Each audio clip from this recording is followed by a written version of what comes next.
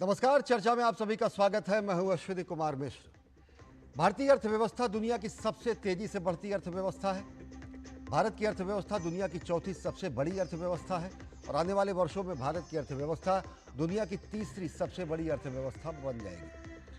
दुनिया की चौथी अर्थव्यवस्था बनकर भारत ने आर्थिक इतिहास में एक नया स्वर्णिम अध्याय लिखा है। और खास बात यह है कि ये उपलब्धि केवल महानगरों या फिर संपन्न वर्गों तक सीमित नहीं रही। समाज के हर तबके की भागीदारी से ये सपना साकार हुआ है।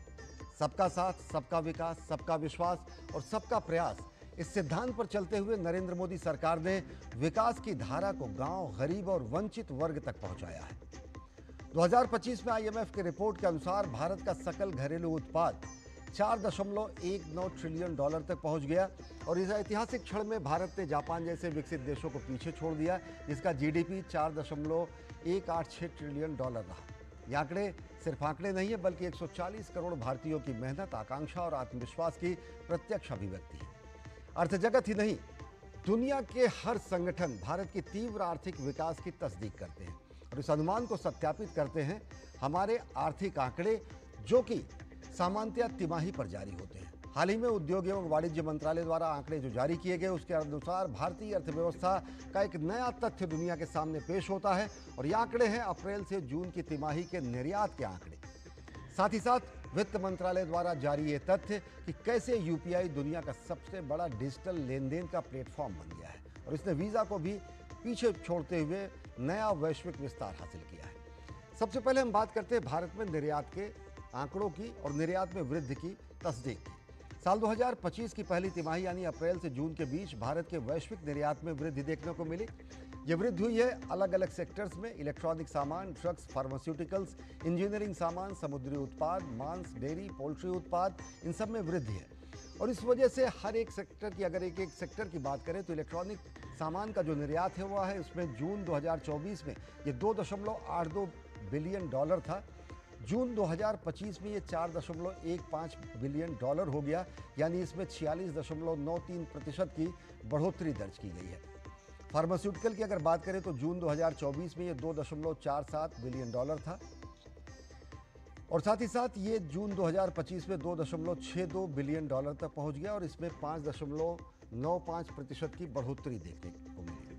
इंजीनियरिंग उत्पादों में इसी तरीके की बढ़ोतरी देखने को मिली, जो कि जून 2025 में 9.50 बिलियन डॉलर था और 1.35% की वृद्धि देखने को मिली।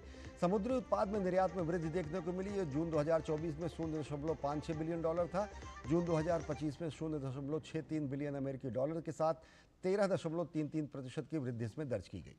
मांस, डेयरी और पोल्ट्री उत्पादों की अगर बात करें तो 2024 में ये 0.31 बिलियन डॉलर रहा। जून 2025 में 0.37 बिलियन डॉलर रहा और 19.7% की वृद्धि देखने को मिली। कृषि और प्रसंस्कृत खाद्य यानी प्रोसेस्ड फूड की अगर बात करें तो अप्रैल से लेकर जून 2025 में ये 5.96 अरब डॉलर का निर्यात किया गया और ये पिछले साल की तुलना में इसमें 7% की वृद्धि देखने को मिली। कृषि और प्रसंस्कृत खाद्य उत्पादों में अगर देखें तो चावल, मांस और फल सब्जियों में बढ़ा हुआ निर्यात इस वृद्धि का महत्वपूर्ण कारक रहा। निर्यात में बासमती और गैर बासमती दोनों चावल भी शामिल रहे और चावल का निर्यात बढ़कर 2.9 अरब डॉलर हो गया। गत तिमाही में कृषि और प्रसंस्कृत खाद्य उत्पादों में 3.5% की वृद्धि दर्ज की गई। और अगर बात करें भारत के डिजिटल लेन देन की, तो भारत के डिजिटल लेन देन ने नया विश्व कीर्तिमान बनाया है। देश में 49 करोड़ से अधिक लोग यूपीआई के उपयोग करता है और देश में हर महीने 18 अरब से अधिक यूपीआई का लेन देन होता है। अकेले जून 2025 की अगर बात करें तो भारत में यूपीआई से 18.39 अरब लेन देन हुआ है और इसके जरिए यूपीआई से 24.03 लाख करोड़ रुपए का भुगतान हुआ है। आईएमएफ की रिपोर्ट भारत की इस उपलब्धि की सराहना करती है और आईएमएफ के अनुसार भारत का यूपीआई डिजिटल क्रांति का मुख्य आधार है। तो किस तरीके से पारदर्शी अर्थव्यवस्था, सशक्त अर्थव्यवस्था, मजबूत अर्थव्यवस्था और बढ़ता हुआ हमारा पूरा का पूरा निर्यात, किस तरीके से भारत तेजी से बढ़ती अर्थव्यवस्था है और क्या है इसके मायने निर्यात के आंकड़ों में वृद्धि और यूपीआई के इस वैश्विक स्तर के प्रसार की, इसी मुद्दे पर आज हम चर्चा करेंगे, जानेंगे विशेषज्ञों की राय। हमारे साथ दो खास मेहमान जुड़ रहे हैं। हमारे साथ जुड़ रहे हैं डॉक्टर अमित कपूर, जो कि प्रसिद्ध अर्थशास्त्री हैं। बहुत बहुत स्वागत है डॉक्टर अमित कपूर साहब का। और साथ ही साथ शुभमोय भट्टाचार्य जी जो कि वरिष्ठ आर्थिक पत्रकार हैं। आप दोनों का स्वागत है। सबसे पहले डॉक्टर अमित कपूर जी, आपसे जानना चाहेंगे वर्तमान वैश्विक परिस्थिति, वर्तमान वैश्विक उथल पुथल, वर्तमान वैश्विक आर्थिक गतिविधियां और उसके बाद ये हमारे निर्यात में वृद्धि के आंकड़े कितने सकारात्मक, क्या विश्लेषण आपका? देखेंगे अगर हम पूरा वैश्विक स्तर पे जो देखें, जो आजकल उथल पुथल हो रही है, खासकर जो हम ग्लोबल हेडविंड जिसको कह रहे हैं, जो खासकर दो यूक्रेन की वॉर है, उसके बाद जो ईरान के साथ जो हुआ, और जो खासकर जो अमेरिका की तरफ से जो पुशबैक है आपके फॉरेन ट्रेड के बाद, उसको देखने के ऊपर और हम जो चेंज देख रहे हैं और जो आपका यहाँ से एक्सपोर्ट बढ़ रहा है वो बहुत सराहनीय है। और जी स्पेशली इसमें एक बहुत इंपॉर्टेंट बात है देखने वाली थी कि हमारा जो डेफिसिट है वो कम हुआ है। पिछले 3 महीनों से अगर हम देखें तो $2 बिलियन के लगभग हमारा डेफिसिट कम हुआ है, वो बहुत सराहनीय है। और एक और चीज ये दर्शा रहा है कि हमारे देश की जो इकोनॉमी है उसकी प्रोडक्टिविटी या प्रतिस्पर्धा वो बढ़ रही है। और प्रतिस्पर्धा के अंदर हम जो कंपेरेटिवनेस की बात करते हैं, प्रोडक्टिविटी की बात करते हैं, वो बहुत अच्छा हो रहा है। स्पेशली 2 या 3 सेक्टर जो बहुत सराहनीय है, स्पेशली जो आपका एक्सपोर्ट हो रहा है, आपका कपड़े के निर्यात को एक्सपोर्ट को देखें अगर हम, या फिर हम सर्विसेज ट्रेड को देखें, उसके अंदर भी जो एक्सपोर्ट है वो बहुत अच्छे से बढ़े हैं। और इससे एक और चीज, और खासकर ऑटोमोटिव सेक्टर के अंदर भी जो आपका एक्सपोर्ट है वो बढ़ा है। और बहुत बड़ी जो पहलू है, जो हमारे पिछले 3 या 4 साल में जो स्टेप लिए गए, जी स्पेशली जो प्रोडक्शन लिंक इंसेंटिव स्कीम था, और स्पेशली लेके जो हम इलेक्ट्रॉनिक्स के साथ करना चाह रहे थे, उसके ऊपर बहुत ज्यादा हमारे को बेनिफिट दिख रहा है जी। अब ये हम कह सकते हैं कि अगर हम इंडिया को वन आइड पोनी की बात करते थे कई बार कि सिर्फ यहाँ से सर्विसेज एक्सपोर्ट हो रहा है, वो कहना सरासर गलत होगा जी, क्योंकि अब जो हमारी इकोनॉमी है वो काफी स्टेबलाइज और डिफरेंट सेक्टर्स में उभर रही है। स्पेशली अगर हम एक्सपोर्ट्स देखते हैं अपने, जैसे मैंने कपड़े का एक्सपोर्ट का कहा, आपका इलेक्ट्रॉनिक एक्सपोर्ट को कहा, वो बहुत बेहतरीन है और सराहनीय है, और उसके इकोसिस्टम से बढ़ रहे हैं। मैं ये देख रहा हूँ जी कि आगे आने वाले समय के अंदर ये एक्सपोर्ट्स बढ़ेंगे ही बढ़ेंगे। जी अभी तो ये शुरुआत है। शुभमोय भट्टाचार्य जी, जैसा कि डॉक्टर अमित कपूर साहब कह रहे हैं कि हर एक सेक्टर ने बेहद अच्छा प्रदर्शन किया है। खासकर अगर देखें इलेक्ट्रॉनिक्स, रेडीमेड गारमेंट्स से लेकर कृषि और खाद्य प्रसंस्करण उद्योग से भी अगर जो वृद्धि हमको देखने को मिलती है, कितना ये कॉम्प्रिहेंसिव है। चाहे भारत को एक नए बाज़ार की जो तलाश होती है, या फिर भारत के जो निर्यात हैं वो जिन जिन देशों में जा रहे हैं, जो भारत के निर्यात का जो प्रमुख देश हैं उनको इस तरीके की आपूर्ति किया जाना क्या संकेत देते हैं? जी मैं काफी गौर से सुन रहा था अमित कपूर जी जो बोल रहे थे, और बहुत सही और बहुत अच्छा व्याख्यान दे रहे थे। तो मेरा कहना है कि भारत के लिए यूपीआई का जो पहल रहा है, ये एक दुनिया में एक अपने आप में एक अभूतपूर्व एक्सपेरिमेंट है फाइनेंशियल सेक्टर में। देखिए, फाइनेंशियल सेक्टर में हम आगे नहीं रहे हैं, और उसकी वजह बहुत सारा है, क्योंकि हमारे बैंकिंग सेक्टर का क्षमता कम था, जी हमारे बहुत इकोनॉमी के वीकनेसेस थे, बहुत सारी वजह से हमारे फाइनेंशियल सेक्टर में हमने कोई बड़ा कदम जो दुनिया की नज़र में आए वो हमने कई साल आज रिसेंटली तक नहीं लिए थे। आप जैसे देखेंगे हमारे इंश्योरेंस के जो स्प्रेड है वो 4% से कम है। लेकिन 2014-15 के करीब जब सबसे पहले जनधन एक्सपेरिमेंट हुआ, जिसके तहत भारत में सारे लोगों को, और ये हम दावा के साथ कह सकते हैं कि almost all the adult population को बैंक अकाउंट दिया गया, वो अपने आप में सबसे पहला एक बहुत बड़ा फाइनेंशियल रेवोल्यूशन भारत ने दिखाया। उसके बाद जब आधार के जरिए उन बैंक अकाउंट्स को कनेक्ट करके पेमेंट सिस्टम तैयार किया गया, जो हम आज यूनिफाइड पेमेंट इंटरफेस के नाम से जानते जी हैं, उसके बहुत सारे पहलू भी कई सालों में आए। तो ये अपने आप में एक चौंका देने वाला चीज रहा कि इस तरह से भी एक फाइनेंशियल पावर हाउस क्रिएट किया जा सकता है।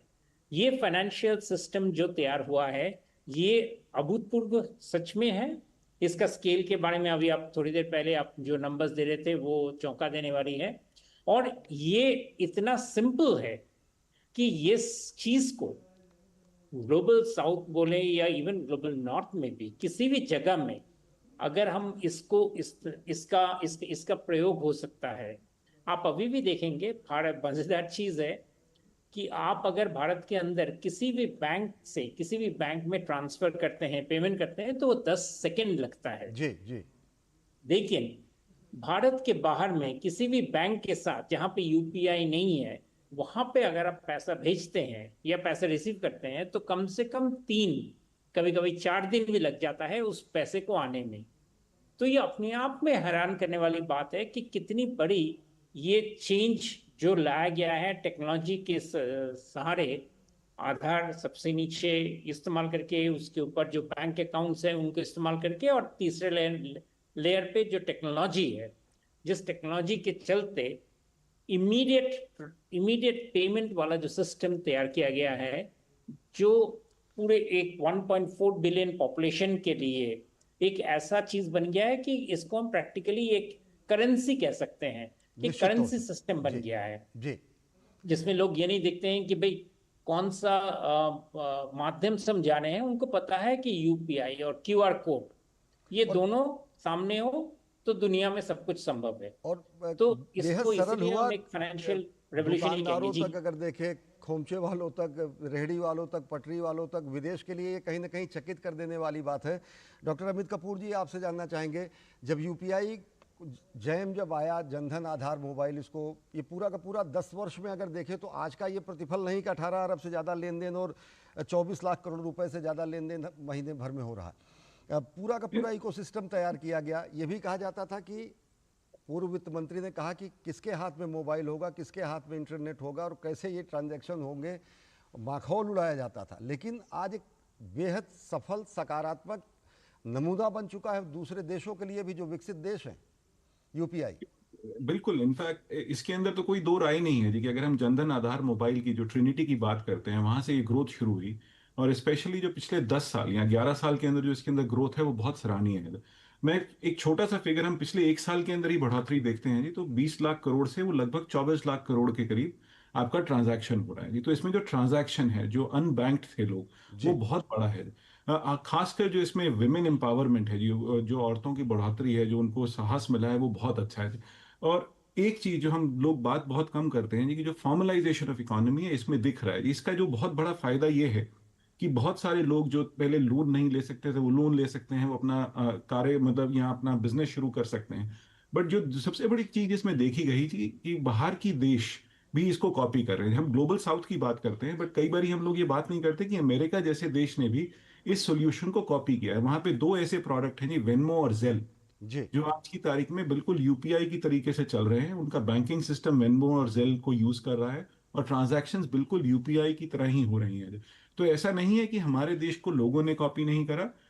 इसका मजाक उड़ाया गया था एक समय में, ये भी हुआ था कि ये चीज चलेगी नहीं, क्योंकि इसके ऊपर बहुत सारे जो क्रेडिट कार्ड कंपनीज थी वो सोचती थी कि कुछ नहीं होगा जी। मैं जिससे बिल्कुल सहमत नहीं हूँ। बट आज की तारीख में आप देखें तो दुनिया इससे सीख रही है। अभी रिसेंटली जो हुआ, जब प्रधानमंत्री जी फ्रांस गए, वहां पे भी इसका अडॉप्शन की बात हो रही है। यूएई में ऑलरेडी जी। इसका अडॉप्शन हो चुका है। तो अगर आप देखें तो हम जो ट्रांजैक्शंस कर पा रहे हैं वो बहुत सिंप्लीफाई हो गए हैं। और इसका जो बेनिफिट है, इकोनॉमिक बेनिफिट, वो बहुत ज्यादा है जी। इसका जो मल्टीप्लायर रहेगा, जो खासकर डायरेक्ट, इनडायरेक्ट और इंड्यूस्ड इम्पैक्ट है, वो बहुत सराहनीय है जी। उसको किसी ने कैलकुलेट नहीं करा होगा आज तक, बट उसका जो बेनिफिट है वो बहुत ट्रिमेंडस है जी, क्योंकि इसमें आपका फॉर्मलाइजेशन ऑफ इकोनॉमी भी बीच में आ रहा है। और जो पूंजी का प्रवाह है वो सीधे सीधे पारदर्शी चैनल के जरिए हुआ है। जिस तरीके से लेन देन हुआ है वो बेहद पारदर्शी तरीके से संभव हो सका है। वो भी अर्थव्यवस्था को बहुत मददगार साबित हुआ। हम चर्चा जारी रखेंगे दोनों विशेष मेहमानों के साथ, लेकिन वक्त एक छोटे से ब्रेक का। देखते रहिए डीडी न्यूज।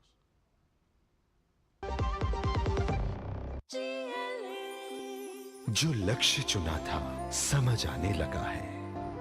जीएलए यूनिवर्सिटी, उच्च लक्ष्य की निश्चित प्राप्ति।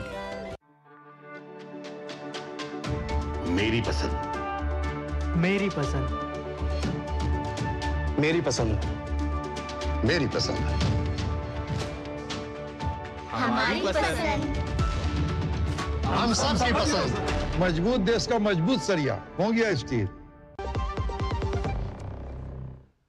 ब्रेक के बाद आप सभी का स्वागत। हम बात कर रहे हैं भारत के निर्यात के सकारात्मक आंकड़ों की, जो कि पहली तिमाही में निर्यात में वृद्धि देखी गई, और साथ ही साथ भारत के वैश्विक स्तर पर यूपीआई के प्रवाह की विस्तार की, किस तरीके से यूपीआई ने विश्व की सबसे बड़ी यूनिफाइड पेमेंट इंटरफेस सिस्टम होने का आंकड़ा गौरव हासिल किया है और कई देशों में भी इसका उपयोग शुरू हुआ है और कई देशों के लिए भारत का यूपीआई लेन देन का सिस्टम कहीं ना कहीं नज़ीर साबित हुआ है, जिसको अनेक विकसित देश भी अपना रहे हैं। हमारे साथ दो खास मेहमान हैं, डॉक्टर अनिल कपूर जी, कोई प्रसिद्ध अर्थशास्त्री हैं, और साथ ही साथ शुभमोय भट्टाचार्य जी। शुभमोय भट्टाचार्य जी, इससे पहले हम निर्यात के वृद्धि के आंकड़ों की बात कर रहे थे। अगर देखें तो कृषि और खाद्य प्रसंस्करण में भी उछाल देखने को मिला है, इसमें वृद्धि आई है। चावल के निर्यात में वृद्धि देखने को मिली है, गैर बासमती चावल में भी वृद्धि देखने को मिली है।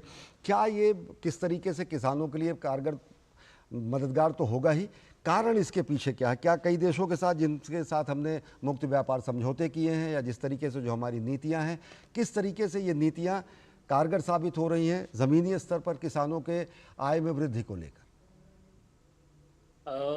हम अगर इस पिछले 3 महीने का अगर डेटा देखें निर्यात का, तो इसमें ये एक ऐसा दौर से गुजरा है जो दुनिया के लिए काफ़ी डिस्टर्ब्ड सिचुएशन का दौर माना जाएगा। अप्रैल में ही अमेरिका प्रेसिडेंट डोनाल्ड ट्रंप ने अपने लिबरेशन डे टैरिफ्स के तहत जितने सारे टैरिफ्स के अनाउंस किए थे, उसके इफेक्ट से हम ये एक्सपेक्ट कर रहे थे कि हमारे एक्सपोर्ट्स पर इस पर कई ज़्यादा असर आएगा और हमारे एक्सपोर्ट्स डिप करेंगे। हम अगर टोटल एक्सपोर्ट्स के अगर हम देखें तो हमारे एक्सपोर्ट्स जितना हम एक्सपेक्ट कर रहे थे उनसे कहीं ज़्यादा ही नहीं, कुछ काफ़ी अच्छी तरह से अपना पोजीशन बरकरार रखे हैं। ग्रोथ का इसमें एक्सपेक्टेशन नहीं था, लेकिन ग्रोथ से ज़्यादा कंट्रैक्शन का एक्सपेक्टेशन था, वो कंट्रैक्शन नहीं हुआ है। और इसकी वजह से ट्रेड डेफिसिट हमारा जो एक दर्शाता है कि हमारा एक्सपोर्ट और इंपोर्ट के बीच में कितनी दरार है, वो कंपैरेटिवली बहुत अच्छा हो गया है। इससे क्या हुआ है कि इससे हमारे जो पूरे अर्थव्यवस्था में इन्फ्लेशन का जो दौर आ सकता था वो नहीं आएगा। तो कुल मिलाकर एक्सपोर्ट के जो परफॉर्मेंस रही है पिछले 3 महीनों में, वो सच में सराहनीय रहा है। और अगर हम सोचें कि ये सिर्फ पेट्रोलियम या जेम्स एंड ज्वेलरी है तो ये सही नहीं होगा, क्योंकि non petroleum, non James and jewellery वाले जो एक्सपोर्ट्स हैं उनका भी मात्रा बरकरार रहा। यानी कि भारतीय एक्सपोर्टर्स अपना जो लेवल है, अपना जो एक्सपोर्ट्स की जो मार्केट्स में जिस तरह का प्रोडक्शन पुश करने की जो कैपेसिटी है, उसको वो लोग बना के रखे हैं। जी डॉक्टर अमित कपूर साहब, आपसे जानना चाहेंगे, जब निर्यात में वृद्धि की हम बात करते हैं तो इसके पीछे भी कहीं ना कहीं नीतिगत निर्णय होते हैं। बहुत स्पष्ट तरीके से राज्यों को निर्देशित किया गया कि वो राज्य अपनी रणनीति तैयार करें निर्यात को लेकर। प्रमोशन समितियां बनाई गई राज्य में भी, यहाँ तक कि ज़िलों स्तर तक भी एक्सपोर्ट प्रमोशन कमिटीज़ और काउंसिल्स बनाए गए, जिनका असर आपको दिखता है। किस तरीके से जो ग्रास रूट लेवल्स अगर देखें, ज़िला स्तर से राज्य स्तर पर और फिर अंतर्राष्ट्रीय स्तर पर, किस तरीके से इन नीतियों का लाभ मिलता दिख रहा है? देखिए जी, ये जो नीति है आप कह रहे हैं, ये मैं कहूँगा ये नीति अभी की नहीं थी। ये नीति आज से 3-4 साल पहले की बात है, जब खासकर नीति आयोग ने एक बहुत इंटरेस्टिंग इंडेक्स शुरू किया था, एक्सपोर्ट परफॉर्मेंस, जहाँ पे उन्होंने हर स्टेट के साथ काम किया और कहा कि हर स्टेट किस तरह से अपने एक्सपोर्ट को बढ़ा सकती है। और उन्होंने हर जिले के तरफ जाके देखा कि क्या एक्सपोर्ट हो सकता है जी। उसका एक बहुत बड़ा उदाहरण ODOP था जी, 1 डिस्ट्रिक्ट 1 प्रोडक्ट, जिसको भी एक्सपोर्ट के दायरे में लाया गया। तो उन्होंने हर डिस्ट्रिक्ट के अंदर आइडेंटिफाई किया कि क्या एक्सपोर्ट हो सकता है और उसकी बढ़ोतरी की गई।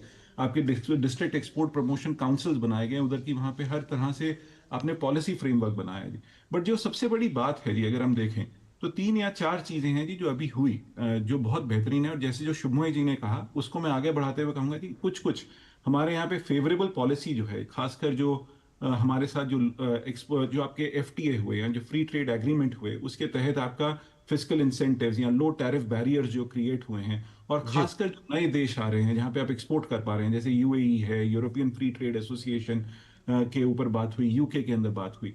बट इसके अंदर एक बहुत इंपॉर्टेंट बात है जी, खासकर अगर हम एक्सपोर्ट ऑफ एग्रीकल्चर प्रोडक्ट्स देखते हैं, जो देखें तो उसके अंदर जो खासकर वेजिटेबल्स का एक्सपोर्ट है, सब्जियों का एक्सपोर्ट है, वो लगभग 9,000 करोड़ रुपए हो चुका है। वो आज तक इस देश में हमने नहीं देखा था। चावल का निर्यात तो हम बहुत समय से कर रहे हैं, बट वो भी बढ़ा है। आगे जाके मैं ये देखता हूँ कि जैसे जैसे एग्रीकल्चर की प्रोडक्टिविटी बढ़ेगी, मेरा मानना यह है कि पूरी दुनिया भर का जो फूड बास्केट है वो इंडिया ही क्रिएट कर सकता है। ये हमारे यहाँ की जो जमीनी स्तर है या प्रोडक्टिविटी है वो बहुत बढ़ेगी, और जिस तरह की नीतियां हैं उससे आगे संभवतः मेरे को ये लगता है कि आपका एक्सपोर्ट जो है अगले 5 साल में डबल या उससे भी ज्यादा हो सकता है। जी, शुभमोय भट्टाचार्य जी, आपसे जानना चाहेंगे कि एक बार हम फिर यूपीआई पे चर्चा करेंगे। दुनिया के लगभग 7 देशों में यूपीआई को मान्यता मिल चुकी है, प्रचलन में है पूरी तरीके से। UAE, Singapore, Bhutan, Nepal, Sri Lanka, France जैसे देशों में भी कहीं ना कहीं वो गेटवे बन रहे हैं यूरोप के लिए। किस तरीके से देखते हैं कि यूनिफाइड पेमेंट इंटरफेस भारत का जो ये कहीं ना कहीं एक अपने में बेहद सफल उपक्रम है, बहुत सफल इंटरफेस है, किस तरीके से इसे वैश्विक रिकग्निशन मिल रहा है और किस तरीके से अर्थव्यवस्था को भी ये मजबूत करेगा, तब जबकि ये वीज़ा जैसे इंटरफेस को पीछे छोड़ चुका है? वीसा या मास्टर या दूसरे जो क्रेडिट कार्ड सिस्टम्स है उससे तो अभी आलोचना तुलना करना ही नहीं चाहिए, क्योंकि दरार इतना ज़्यादा बन गया है कि ये अपने आप में शिखर में जहाँ पे पहुँच गया है, वो उसके आसपास में कोई क्रेडिट कार्ड सिस्टम्स है ही नहीं। तो वो तो रही एक बात। दूसरी बात यह है कि अगर पेमेंट, अगर यूपीआई की जो यूजफुलनेस है, यूटिलिटी है, वो हमने सिर्फ अभी ट्रांजैक्शंस में देखा है जी। अभी जब आर्टिफिशियल इंटेलिजेंस का हम बहुत जोर से इस्तेमाल करने की बात कर रहे हैं, भारत में इंडिया एआई की अभी उसकी पहल चल रही है, उसके ऊपर कई सारे काम हो रहे हैं। आप उसमें देखेंगे कि यूपीआई कितना सशक्त मीडियम बन जाएगा आर्टिफिशियल इंटेलिजेंस को इस्तेमाल करते हुए देश में नए तरीके का फाइनेंशियल इंजीनियरिंग बनाने का। यानी कि हर जगह पे जब हम स्टार्टअप्स वगैरह की बात कर रहे हैं तो बहुत सारे नए तरीके का फाइनेंशियल प्लान्स, फाइनेंशियल पॉसिबिलिटीज बढ़ेंगे, और वो बढ़ना इसलिए ज़रूरी है क्योंकि हमारे पर कैपिटा इनकम अभी बढ़ना शुरू हुआ है। हम अभी बात कर रहे हैं कि भारत बहुत जल्दी 3rd लार्जेस्ट वर्ल्ड इकोनॉमी बन जाएगा। 2030 तक हम एक्सपेक्ट कर रहे हैं 7 ट्रिलियन का। तो उसमें लोगों की पेमेंट्स और ट्रांजैक्शंस की जो वॉल्यूम है वो इतना हद तक बढ़ जाएगा कि उसमें अभी आपको बहुत सारे यूपीआई के बेस पे बहुत सारे इनकम स्रोत, बहुत सारे एम्प्लॉयमेंट स्रोत, बहुत सारे डेवलपमेंट के प्लान्स लोगों के जरिए से आना शुरू होगा। ये जैसे हम लोग इंटरनेट की बात करते हैं उसी तरह से ही ये फाइनेंशियल इंटरनेट है। और ये एक इसके अभी जैसे कहते हैं हम अभी इस पर हम इसको स्वागत कर रहे हैं, लेकिन इसके अभी जो स्कोप है और जो स्केल है वो अभी हमारे सामने आना बाकी है। अभी इसको और एक्सप्लोर किया जाना बाकी है और इसके बेहद सकारात्मक परिणाम भी दिखेंगे अर्थव्यवस्था के स्तर पर। बहुत बहुत धन्यवाद डॉक्टर अमित कपूर साहब और शुभमोय भट्टाचार्य जी हमसे जुड़ने के लिए और विस्तार से इन आर्थिक और संश्लिष्ट मुद्दों पर बेहद स्पष्ट तरीके से दर्शकों को समझाने के लिए बहुत बहुत धन्यवाद। तो निश्चित तौर से अगर देखें तो भारत के जो पहली वर्तमान तिमाही के अगर देखें वित्त वर्ष के तिमाही के आंकड़े जो है बेहद सकारात्मक हैं। निर्यात के लिहाज से निर्यात में वृद्धि देखने को मिली है अनेक सेक्टर्स में, और भारत कहीं ना कहीं अपनी तेज़ी से बढ़ती हुई अर्थव्यवस्था को एक बेहद पारदर्शी स्वरूप भी देता है जब यूपीआई जैसे लेन देन का माध्यम वैश्विक स्तर पर उसका प्रचार प्रसार होता है। तकरीबन 18 करोड़ प्रति माह से ज़्यादा लेन देन यूपीआई के ज़रिए होना, और साथ ही साथ अनेक क्षेत्र, चाहे वो ऑटोमोबाइल का सेक्टर हो, चाहे वो कृषि हो, चाहे वो खाद्य प्रसंस्करण हो, इन सब के ज़रिए निर्यात का बढ़ना ये बताता है कि भारतीय अर्थव्यवस्था न केवल तेज़ी से बढ़ती हुई अर्थव्यवस्था है बल्कि इसके माइक्रो और मैक्रो जो इंटीग्रेंट्स हैं वो बेहद मजबूत हैं। और वो दिन दूर नहीं, आने वाले वर्षों में जब हम दुनिया की तीसरी सबसे बड़ी अर्थव्यवस्था बनने में सफल होंगे। तो कार्यक्रम में फिलहाल इतना ही। देश और दुनिया की ताज़ा तरीन खबरों के लिए देखते रहिए डीडी न्यूज़। नमस्कार।